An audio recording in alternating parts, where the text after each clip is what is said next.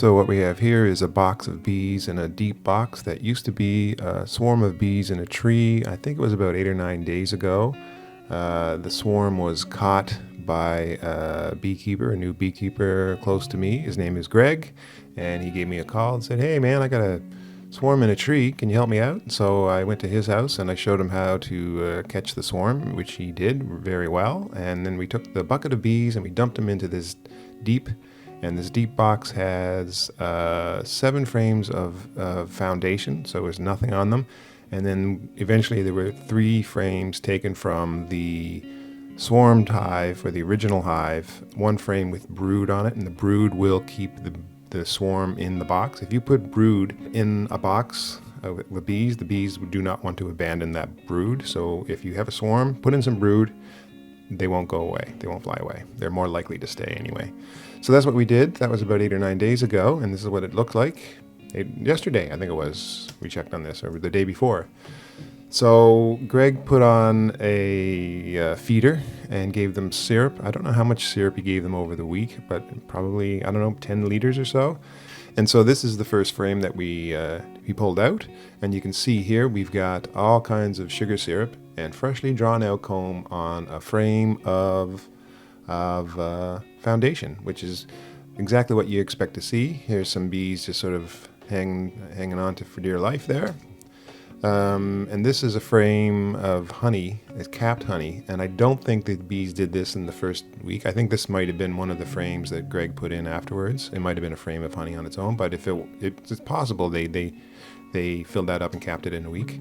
But by the looks of the dirty paw prints all over the all over these cappings here, I would say that this is an older frame. It's not new fresh comb because it's pretty dirty.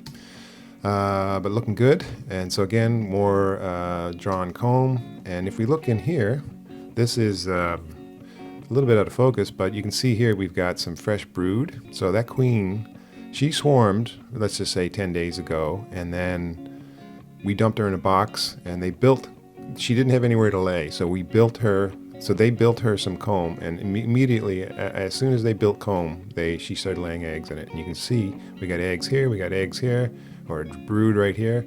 And even if you look down here, even here, but look, see all these little wet bits? There you go, look, that's brood, brood. So that was probably, that might even be a day old brood. Queen lays an egg right dead center in the middle of the cell.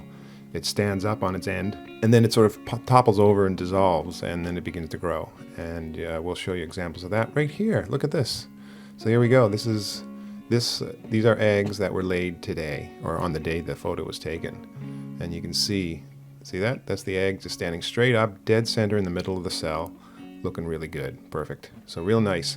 You can also see, as we zoom out a bit, you can see how the comb isn't white, it's yellow. So these bees are bringing in natural resources as well as just that syrup. When the bees build wax, the wax is white, but it becomes stained basically from the dye of the pollen and the resources that they're bringing in. So it starts off white, and so you can tell this is from outdoors. So they're still flying around, they're still doing their thing.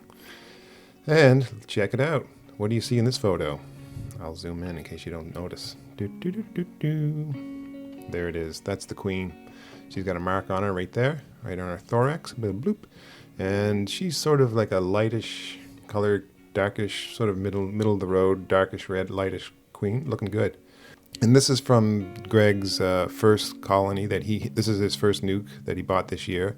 And he built it up. It built up well, but it was living in a single deep, and I think it needed another deep in the middle of August. It doesn't hurt to do that, even if you overwinter in a single deep.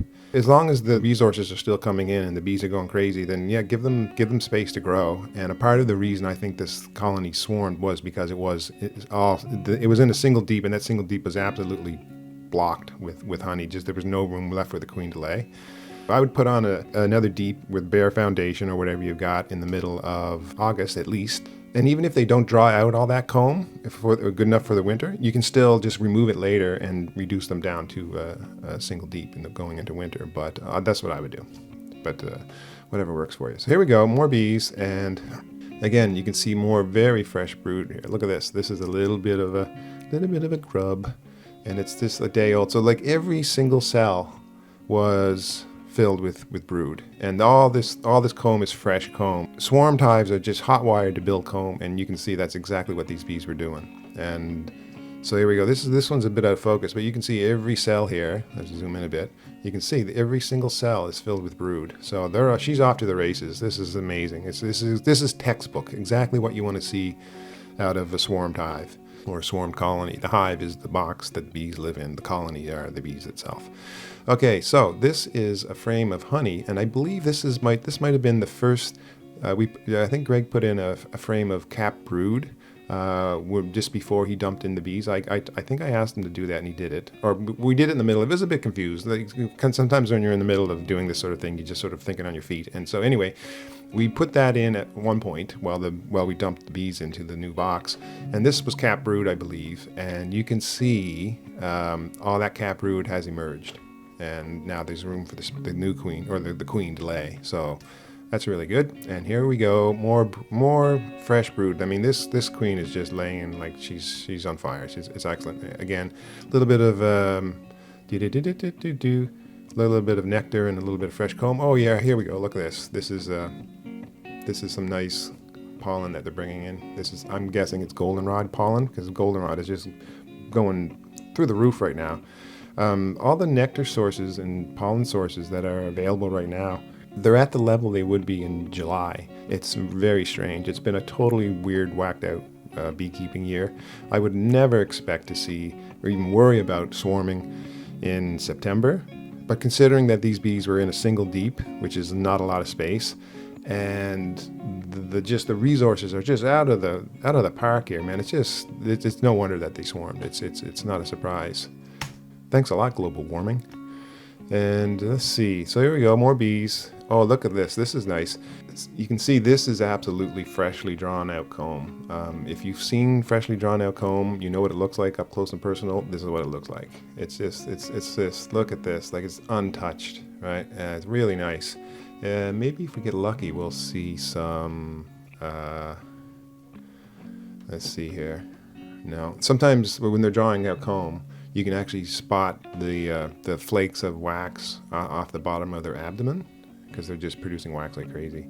So what we did with this box is I told Greg to stop feeding them, because there is no more room for the queen to lay. They filled it up so fast that, and the queen is laying so fast that there's just no more room for her to lay. So I said, just lay it off for like a week. They got plenty of resources coming in, so I think they're good.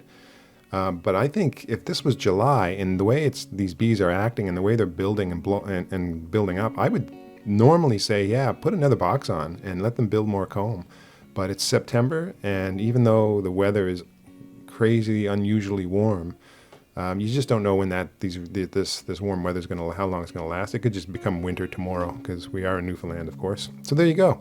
And this is these are some of his bees scenting. So way to go, Greg. Good job.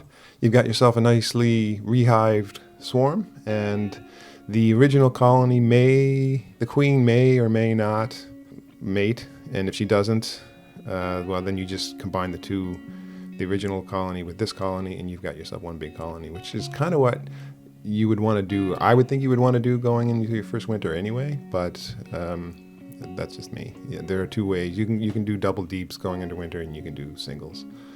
But yeah, it doesn't matter. It's all good. So there we go. There's my little run through of some photos of Greg's swarm. And it's unusual for this time of year for sure.